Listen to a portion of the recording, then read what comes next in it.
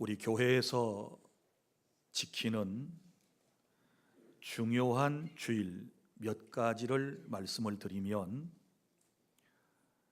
새해를 맞아 첫 주일 예배를 우리가 신년 감사 주일이라고 그럽니다.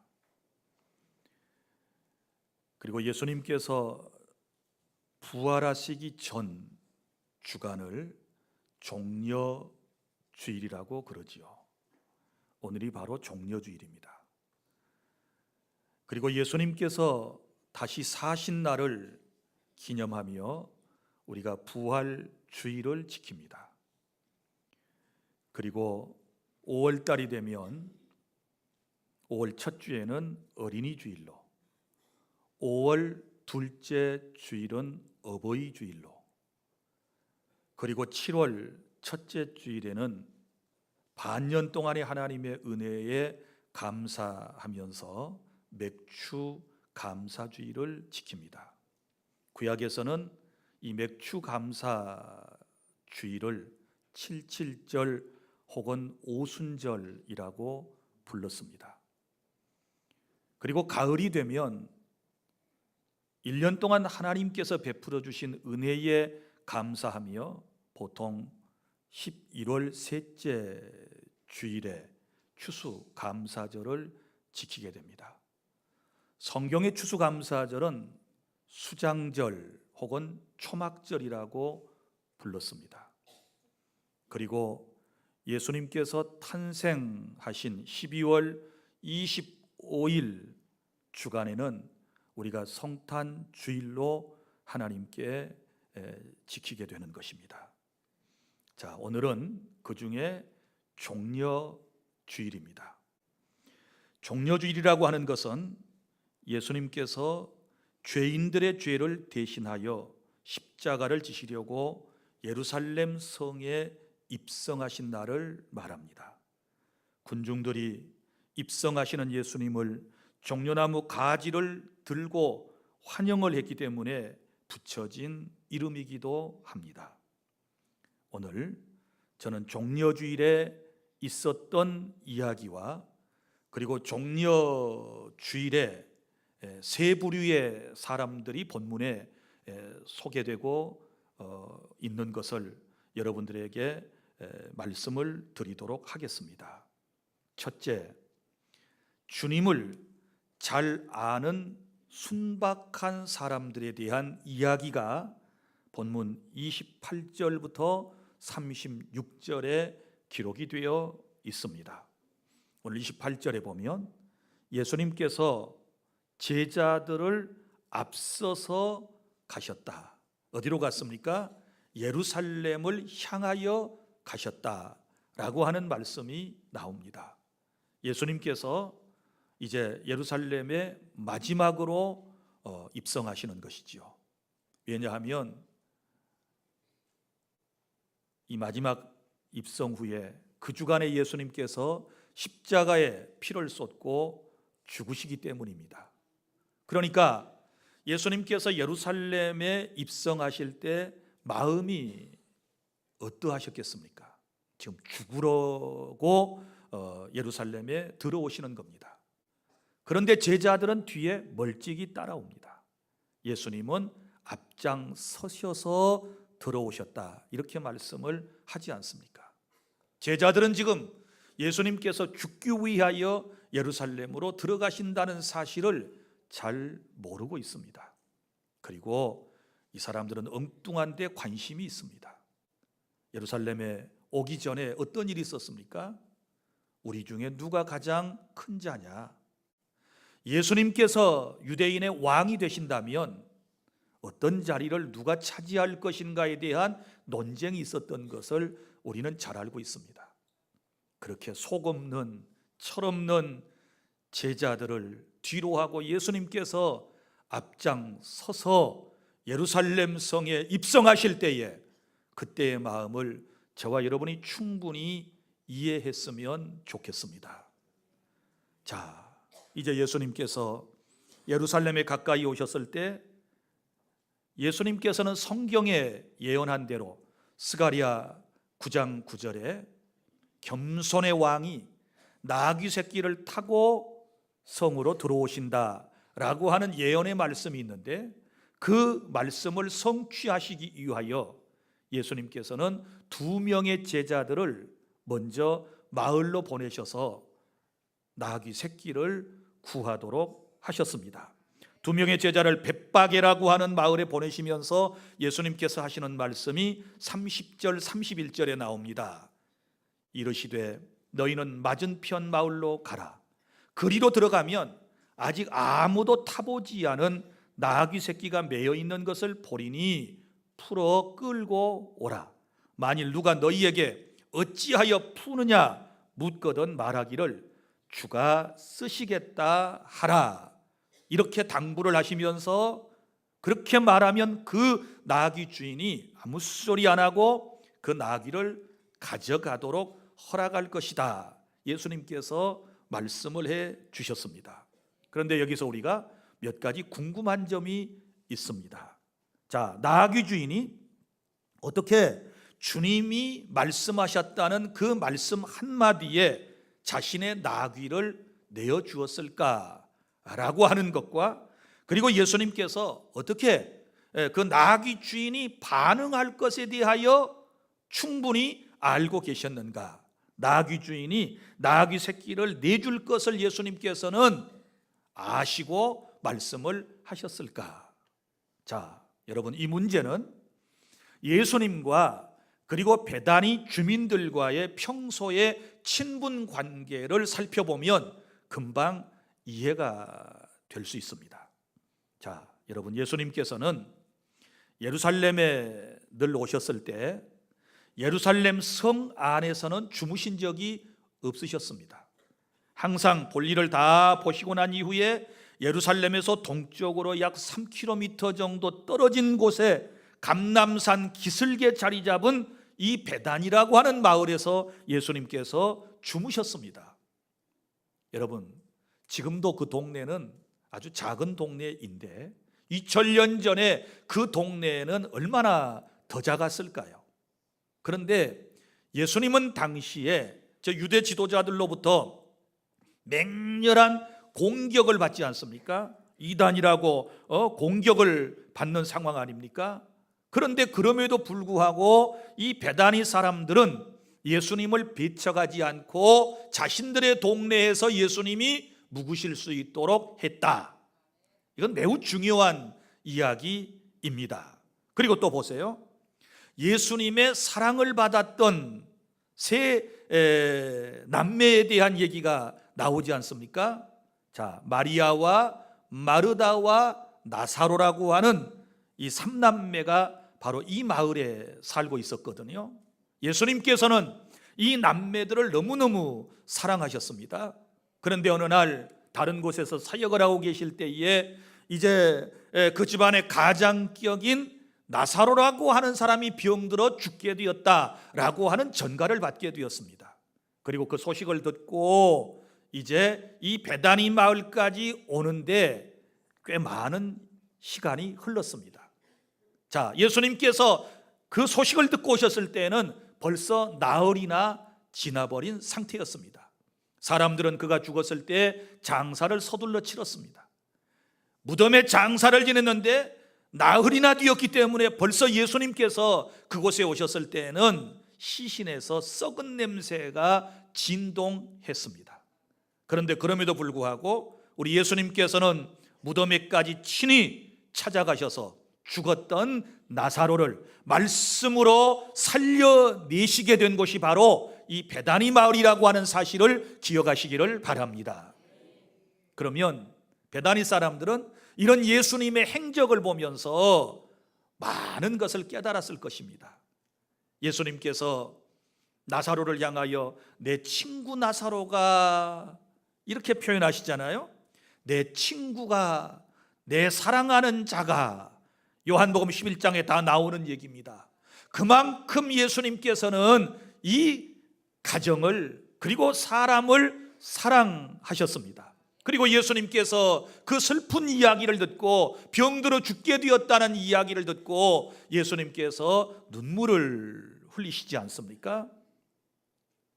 그리고 그 죽은 나사로가 있는 곳까지 오시는 그 모습을 보면서 사랑이신 예수님, 그리고 더더구나 여기서 중요한 것은 죽었던 나사로를 나흘 만에 살려내시는 그 놀라운 기적을 베다니 사람들이 보면서 예수님에 대한 어떤 마음을 가졌을까요? 이건 사람으로서는 불가능해. 이건 신이 아니고서는 죽은 사람을 어떻게 살려낼 수 있어? 라고 하는 마음속에 믿음이 생긴 것이지요. 예수님이 누구인가를 차근차근 이 사람들은 알게 되는 것이지요. 그리고 예수님이 늘 그 동네에서 묵으셨다 그랬으니까 얼마나 소문난 유명한 분이시지 않습니까? 각색 병전달을 다 고치시고 기적과 능력을 행하시는 그분께서 그 작은 마을에 주무시기 위해서 오셨을 때 온 동네방네 사람이 다 모여들어서 주님과 친밀한 관계를 유지했지 않았겠습니까? 그리고 또 이 베단이라고 하는 동네에서 어떤 일이 있었습니까? 한센인인 시몬의 집에 예수님께서 들어가셨어요. 한센인의 집에 들어갔다는 것 자체도 이거 놀라운 아주 사건 아닙니까? 그런데 예수님이 그곳에 계실 때에 마리아라고 하는 또 다른 여인이 예수님께 와서 향유를 예수님에게 부어드리는 그런 놀라운 장면이 여러분들이 기억날 것입니다. 바로 그 장소가 어디냐? 베다니 마을이었습니다. 그러니까 베다니 마을과 예수님과의 관계는 너무너무 특별한 관계였고, 베다니 사람들과 예수님과의 관계는 친밀한 관계였고, 그 친분 관계가 얼마나 신뢰 관계가 두터웠던가라고 하는 것을 알 수 있습니다. 평소에 이런 신뢰 관계를 쌓아놓았기 때문에 나귀 주인이 이거 예수님께서 쓰시겠다고 그럽니다 라고 말하면서 나귀 새끼를 풀어갈 때 그러십시오 하고 기꺼이 나귀를 내어놓을 수 있었다라고 하는 사실을 여러분이 기억하시기를 바랍니다. 여러분, 친분 관계, 친밀한 관계라고 하는 것은 이처럼 중요한 것입니다. 우리가 예수님과 친밀한 관계를 누리고 정말 예수님이 누구인지를 제대로 안다 그러면 이 나귀 주인처럼 베다니 사람들처럼 우리도 얼마든지 기꺼이 내 소중한 것을 그분에게 드릴 수 있고 헌신할 수 있고 예배할 수 있는 줄로 믿으시기를 바랍니다. 사랑하는 주안의 성도 여러분, 나는 주안의 모든 성도 여러분들께서 더욱더 예수님과 더 친밀하시기를 바랍니다. 친하면 그 사람을 잘 알게 돼요. 예수님과 친하면 예수님이 누구인지 아시게 돼요. 예수님은 인성과 신성을 가지셨지만 그분은 완전하신 인간이지만 완전하신 하나님이시고 우리의 구주가 되시며 사랑이시며 능력이시라는 사실을 우리가 분명히 확실히 알고 깨닫게 되었을 때 우리가 그분을 더 환영할 수 있는 것이고 더 열광적으로 주님께 영과 진리로 예배하며 헌신하는 신앙의 길을 걸어가게 될 줄로 믿습니다. 성도 여러분, 우리 예수님은 그들과의 친분 관계를 통해 그들이 기꺼이 순종할 것을 알고 계셨고, 이런 사람들을 위해 미리 주님께서는 나귀 새끼와 주인까지도 준비하신 분이심을 우리는 알 수 있습니다. 주님을 섬기는 사람들을 위하여 필요한 것을 준비하시는 예수님께서 나의 주님이심을 믿으시기를 바랍니다.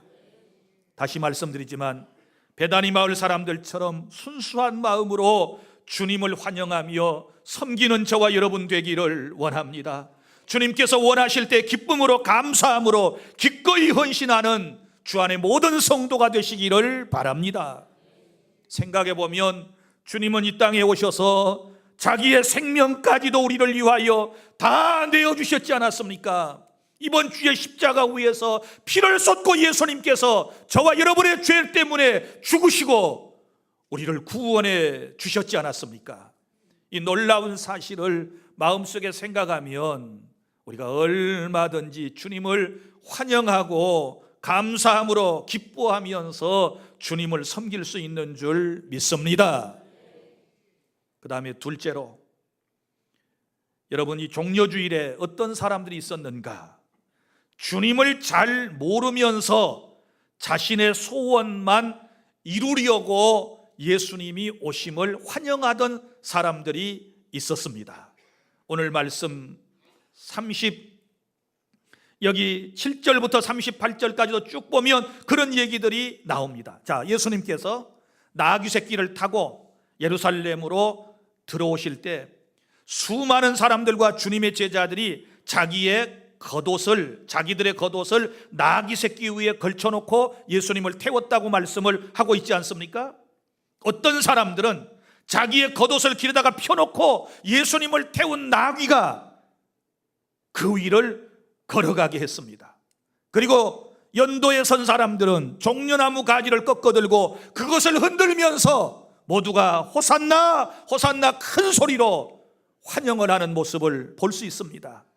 37절 이미 감람산 내리막길에 가까이 오심에 제자들의 온 무리가 자기들이 본 바 모든 능한 일로 인하여 기뻐하며 큰 소리로 하나님을 찬양하여 이르되 찬송하리로다. 주의 이름으로 오시는 왕이여 하늘에는 평화여 가장 높은 곳에서는 영광이로다 하니. 할렐루야. 이 환영하는 인파의 모습을 여러분이 한번 그려보십시오. 얼마나 열렬히 환영을 하고 있는지 모릅니다. 그런데 여기서 안타까운 것이 있습니다. 이렇게 열렬히 환영하는 데는 이유가 있었을 것입니다. 왜 그렇게 지금 열렬히 예수님을 유대인의 왕이라 그러면서 이 군중들과 제자들이 환영을 하고 있을까요? 진정으로 예수님을 이해하고 환영하고 있을까요? 우리는 여러 가지 질문을 할 수 있는데, 여러분, 먼저 말씀을 드리면 군중들, 심지어 제자들조차도 예수님께서 이 어린 나귀 새끼를 타고 예루살렘 성에 입성하시는 그 이유를 처음에는 잘 이해를 못했어요. 어디에 나오는가? 요한복음 12장 찾아봅니다. 요한복음 12장 12절부터 16절까지 시작. 그 이튿날에는 명절에 온 큰 무리가 예수께서 예루살렘으로 오신다는 것을 듣고 종려나무 가지를 가지고 맞으러 나가 외치되 호산나 찬송하리로다. 주의 이름으로 오시는 이 곧 이스라엘의 왕이시여 하더라. 예수는 한 어린 나귀를 보고 타시니 이는 기록된 바 시온 따라 두려워하지 말라. 보라 너의 왕이 나귀 새끼를 타고 오신다 함과 같더라. 16절 시작. 제자들은 처음에 이 일을 깨닫지 못하였다가 예수께서 영광을 얻으신 후에야 이것이 예수께 대하여 기록된 것임과 사람들이 예수께 이같이 한 것임이 생각났더라. 아멘. 처음에 잘 몰랐어요. 예수님께서 예루살렘 성에 입성하신 정말 진정한 뜻을 몰랐어요. 그러면 무슨 이유 때문에 환영을 하나요? 그것은요, 예수님을 지금 잘 모르고 예수님을 정치적인 메시아로 오해를 하고 지금 환영을 하고 있는 것입니다. 그래서 유대인의 왕이여 이렇게 지금 부르면서 그 예수님을 환영해요. 무슨 얘기입니까? 예수님이 유대인의 왕이 되면, 정치적 메시아가 되면 로마 압제로부터 자신들을 구원해낼 것이고 자신들의 삶의 질이 달라질 거라고 생각을 하고 있는 것입니다. 지금 뭔가 자신들의 소원을 이루기 위해서 민족적으로 혹은 개인적으로 예수님의 오심을 환영을 하고 있는 것입니다. 여러분, 자신의 소원만을 이루기 위해 그때 모여든 사람들이 얼마나 되었을까요? 요세푸스의 기록이 할 것 같으면 약 270만 명이나 되는 순례자와 예루살렘 성에 사는 사람들이 그곳에 있었다라고 얘기를 합니다. 그러면 적어도 몇만 명, 몇십만 명만이라도 호산나 부르면서 예수님을 환영했다고 생각해 보세요. 상상이나 됩니까? 엄청난 환영 인파가 모두 다 종려나무 가지를 꺾어들고 막 열광을 하는 그 모습을 생각해 보세요. 그런데 우리 주님 그곳을 지나시면서 마음이 편하셨을까요? 이들이 나를 환영하는 이유가 도대체 무엇인가? 주님은 다 알고 계시잖아요. 나는 지금 십자가를 지기 위하여 이 성을 들어가고 있어요. 나는 피를 쏟고 이 사람들의 죄를 속량하기 위하여 지금 나는 들어가고 있어요. 그러나 뒤따르는 제자들과 군중들과 환영하는 무리들은 그것을 지금 잘 모르고 있어요. 그럼에도 불구하고 예수님은 지금 환영을 받고 계시는 것입니다. 사랑하는 성도 여러분, 신앙생활, 교회 출석, 예배하고 헌신하고 기도하고 선행하는, 그리고 찬양하는 목적을 나는 이번 기회에 여러분들이 바로 아시고 행하실 수 있기를 바랍니다. 오늘날 많은 사람들이 예수님을 믿다가 교회를 떠나고 예수님의 품 안을 떠나는 경우들이 많이 있는데 왜 그럴까요? 하나님께서 원하시는 삶의 목적을 깨닫지 못하고 자기 자신들의 삶의 목적을 관철하고 그것만을 이루기 위해서 애쓰고 신앙생활을 하다가 결국은 자기 자신들의 뜻이 이루어지지 않게 되었을 때 낙심한 나머지 결국 주님을 떠나고 교회를 떠난 것 아니겠습니까? 만약에 저와 여러분도 이런 신앙을 청산하지 못한다면 언젠가 교회를 떠나고 주님을 떠나게 된다는 사실을 아시기를 바랍니다. 여러분 보십시오. 지금 수많은 무리가 종려주일 아침에 예수님을 환영한다 그랬습니다. 그럼 이제 내일부터가 고난주간입니다. 예수님께서 이제 언제 십자가에 못 박히셨나요? 금주 금요일 오전 9시에 예수님께서 십자가에 못 박히셔서 죽으셨습니다. 그러면 목요일부터 시작해서 금요일 오전까지 엉터리 재판이 속전속결로 이루어졌습니다. 그리고 예수님께서 십자가에 못 박히실 때 예수를 십자가에 못 박으라고 아우성을 쳤던 사람들이 누굽니까? 빌라도 법정에서 예수님을 십자가에 못 박으라고 아우성을 쳤던 사람들이 누구입니까? 바로 지금 이 환영했던 사람들이에요. 사람들이 이렇게 변해요. 사나흘 만에 악한 사람들의 선동을 받아가지고 혹은 자기 자신들의 꿈이 관철되지 않을 것 같자 자기들이 그렇게 바라고 열렬히 환영했던 예수 그리스도가 정치적인 메시아가 되지 못하고 저 로마 사람들에게 힘없이 붙잡혀가지고 매를 맞고 끌려가고 십자가에 매달리는 그 모습을 보면서 사람들은 모두가 다 절망한 것입니다. 내 꿈은 깨졌어. 이제 내 삶은 끝났어. 내가 바라던 이스라엘의 구속자라고 바라던, 내 인생을 고통 가운데서 해방시켜 줄 거라고 바라던 예수가 저렇게 힘없이 끌려가서 죽게 되었으니 나는 뭐야? 이러면서 심지어 많은 제자들도 다 자기 고향으로 돌아갔다는 사실을 여러분이 기억하시기를 바랍니다. 사랑하는 성도 여러분, 우리의 마음은 이렇게 부족합니다. 우리가 이렇게 연약한 사람들입니다.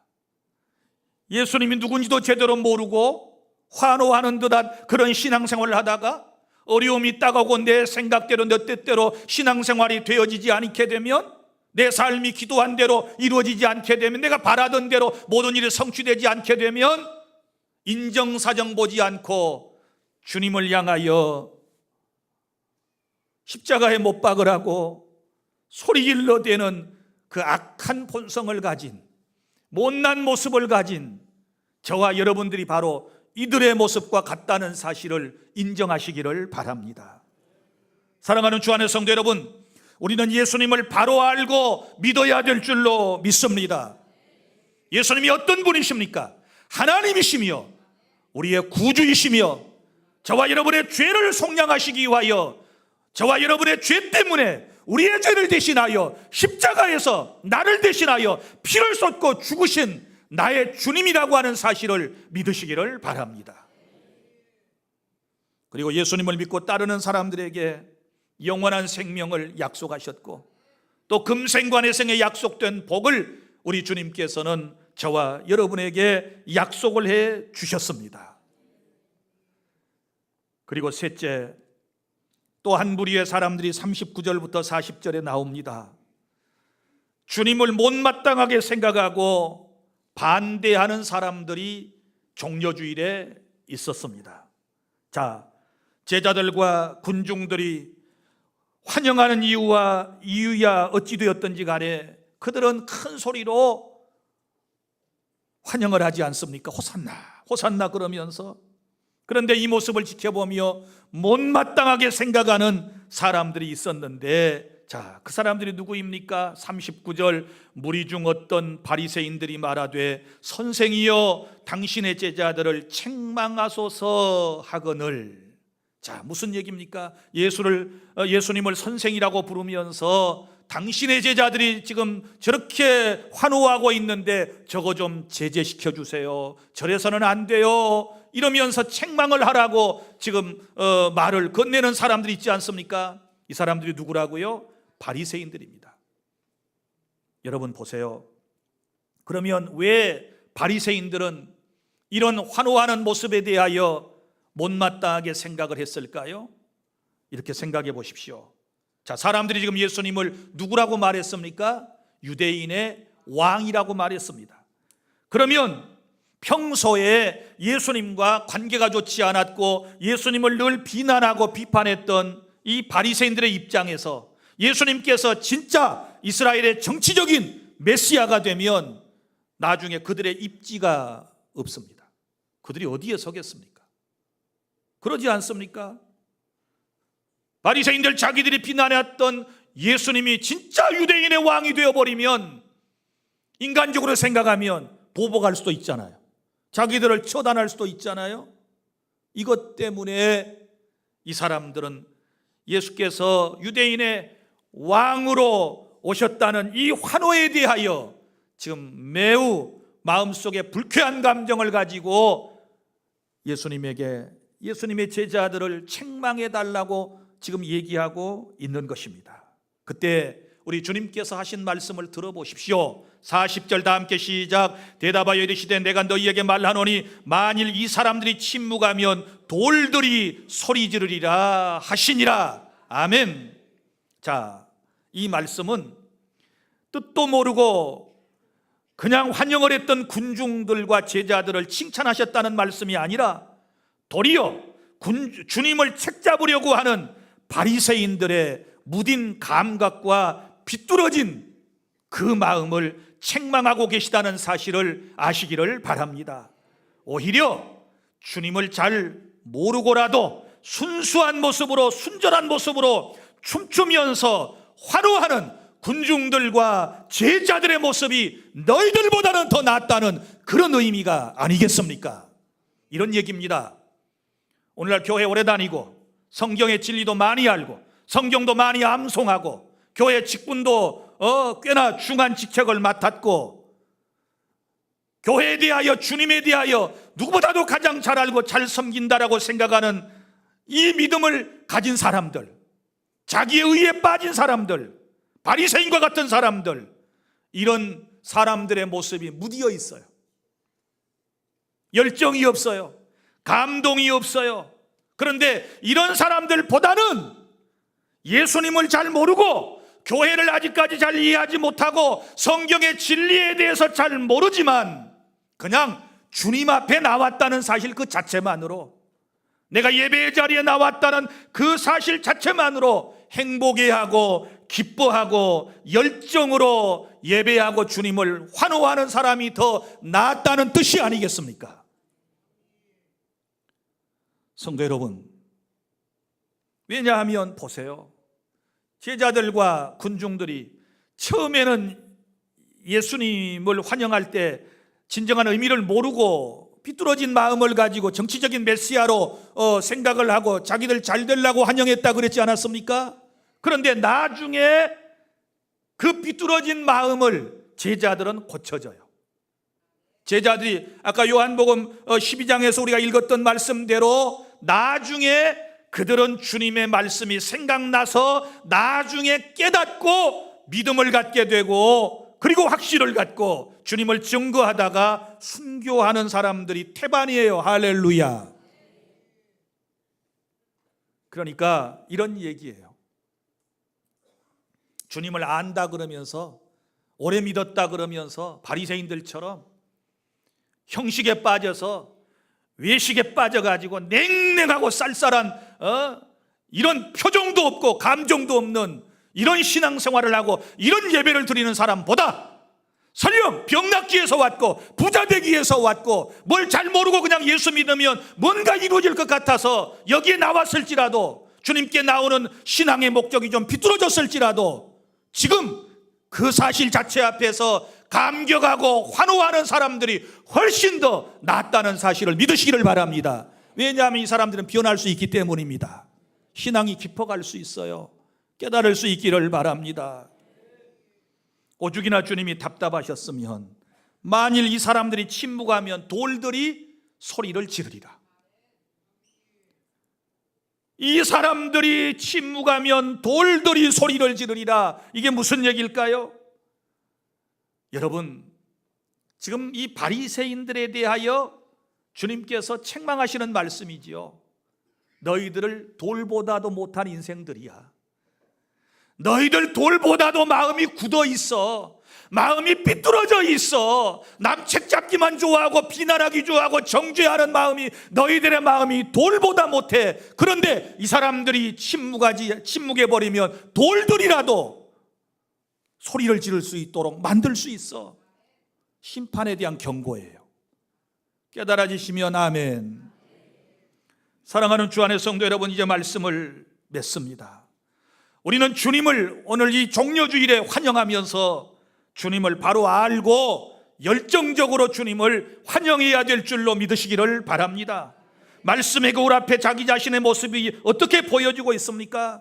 주님을 잘 알고 주님을 환영하고 주님께 기꺼이 모든 것을 드렸던 저 베다니 마을의 사람들처럼 우리가 주님과 친밀한 관계를 가지고 주님을 알면 알수록 순수한 마음으로 주님을 환영하고 주님께 모든 것을 기꺼이 드릴 수 있게 될 줄 믿습니다. 그런 신앙이 될 수 있기를 바랍니다. 이제 주님을 잘 알지 못하고 추구했던 신앙생활에서부터 벗어나 주님을 깊이 알고 열정을 가지고 주님을 영과 진리로 예배하고 주님께 헌신하며 희생하며 주님을 섬기며 나아가게 되었을 때 우리 주님께서 저와 여러분의 삶을 기뻐하시게 될 줄로 믿으시기를 바랍니다. 세 부류의 사람들 가운데 오늘 종려주일 아침에 여러분들은 어떤 신앙인의 태도를 가지고 지금까지 신앙생활을 해오고 있습니까? 대답해 보십시오. 정말 주님을 잘 알고 베다니 마을 사람들처럼 순수한 마음으로 주님을 섬기는 것입니까?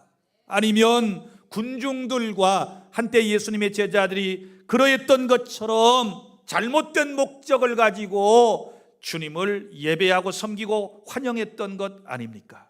또 여기 바리새인들처럼 의식만 강조하고 연조만 강조하고 아는 것만 강조하고 무딘 마음으로 하나님을 섬기면서 열정적으로 주님을 예배하지 못하고 섬기지 못했다면 우리가 하나님께 고난주간을 통하여 다시 한번 우리의 영성과 신앙을 회복하고 하나님의 은혜를 깨닫고 감격하며 나아가는 주 안의 모든 성도 여러분이 다 되실 수 있기를 바랍니다. 기도하겠습니다.